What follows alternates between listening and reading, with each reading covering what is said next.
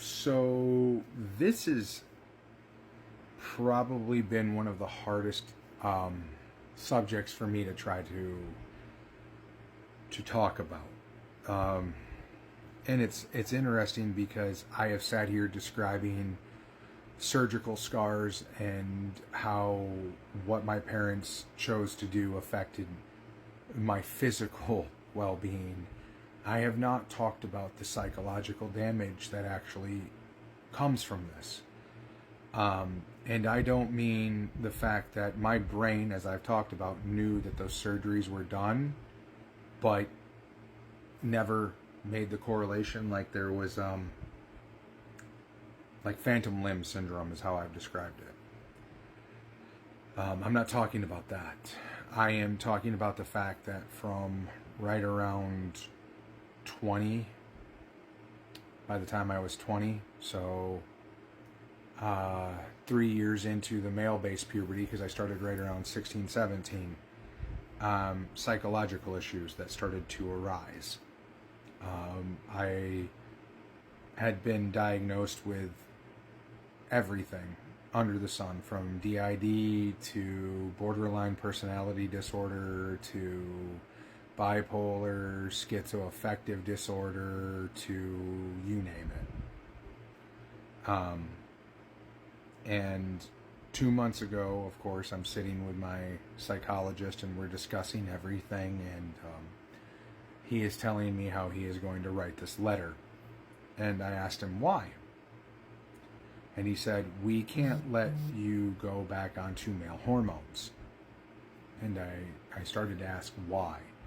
And I got probably the most ton of brick answers there is. And I've talked about this before, but listening to what he said exactly hurt. I was misdiagnosed with all of those mental disorders because they didn't know I was intersex. And if they would have known that I had an androgen insensitivity in any capacity, they would have known kind of right where to look. Like my psychologist said this to me. And that's because we actually have known for a very long time. There's medical journals, actually the year I was born, that talk about the fact that we don't understand how androgens will affect someone with an androgen insensitivity. I had a geneticist actually on here who I absolutely positively adore. They're a wonderful person. Describe it as a house with electricity where you hit the switch and sometimes there's power in the room and sometimes there's not. Or it flickers. Best description ever. But I lived that description. The reason why I was being misdiagnosed was because they did not understand that the androgens were similarly affecting my brain. Like I've discussed how my body, it's like I was abusing anabolic steroids. Same thing. I was being exposed to something in areas where my brain could not process it, and it was causing horrific effects. I am always asked on this app how I can sit here and repeat myself over and over and over again. And this is the reason why. This is actually the biggest reason why I subject myself to some of this. I don't want this to happen again. I do not want the potential for someone like myself to have an androgen insensitivity just get missed and swept under the rug or whatever, and they go through kind of what I went through, being put on different medications that never helped, and having people not understand.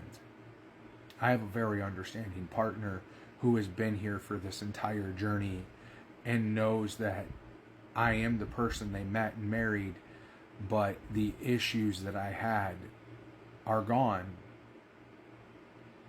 So I'm different in that aspect. Other people don't. And this part is actually the part the most I would never wish on anyone. Because it has had devastating, and I mean devastating, effects on my life.